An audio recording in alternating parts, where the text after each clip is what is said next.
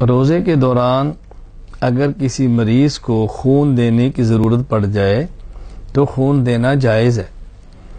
روزے دار اپنا خون دے اور نکلوائے مریض کے لیے، اس سے روزہ نہیں ٹوٹے گا. ہاں البتہ اتنا زیادہ خون نہ دے کہ جس سے کمزوری واقع ہو اور روزہ رکھنا مشکل ہو جائے. اگر روزے کے دوران روزے دار کو خون لگوانے کی ضرورت پیش آ جائے تو خون لگوا سکتے ہیں، اس سے روزہ نہیں ٹوٹے گا. روزہ کی حالت میں اگر ٹیسٹ کے لیے خون کا نمونہ دینا پڑے، جسے ہم سیمپل کہتے ہیں، تو جائز ہے، روزہ نہیں اس سے ٹوٹے گا. روزے کی حالت میں ضرورت پڑ جائے تو انجیکشن لگوانا جائز ہے، اس سے روزہ نہیں ٹوٹتا.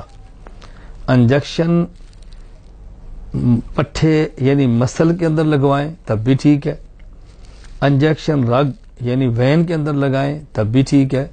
دونوں صورتوں میں روزہ نہیں ٹوٹے گا. انجیکشن کسی مرض کے لیے لگوائیں، انجیکشن طاقت حاصل کرنے کے لیے لگوائیں، روزہ کسی صورت میں بھی نہیں ٹوٹتا. ہاں البتہ یہ ضرور ہے کہ محض طاقت حاصل کرنے کے لیے انجیکشن لگوانا یہ مکروہ ہے، مناسب نہیں ہے، مسلمان کی شان کے لائق نہیں ہے. اور روزہ میں کچھ مشقت تو ہوگی، کچھ تکلیف تو ہونی ہے، آخر اللہ تعالیٰ سے اجر و ثواب جو حاصل کرنا ہے. اسی طرح اگر مریض روزے کی حالت میں ڈرپ لگوائے تو لگوا سکتا ہے، اس میں مختلف انجیکشن ڈالیں تو بھی جائز ہے.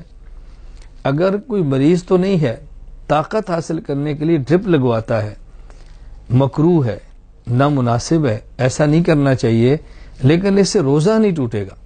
یہ بات ذہن نشین فرما لیں. سانس کی تکلیف ہو، دمہ کی تکلیف ہو، سانس اور دمے کا مریض روزہ کے دوران انہیلر استعمال کرے تو اس سے روزہ فاسد ہو جائے گا. اس میں دوائی ہوتی ہے جو پمپ کرنے کی صورت میں اندر جاتی ہے، اور دوائی کے اندر جانے سے روزہ فاسد ہو جاتا ہے. لیکن یہ ذہن نشین فرما لیں کہ وہ اتنی قلیل مقدار میں ہے کہ اس سے روزہ فاسد تو ہوگا، قضا تو ہوگی، لیکن اس صورت میں کفارہ نہیں ہے. انہیلر کے استعمال کرنے سے روزہ ٹوٹ جاتا ہے، قضا لازم ہوتی ہے. ہاں البتہ اس میں کفارہ نہیں آتا. وآخر دعوانا ان الحمد للہ رب العالمین.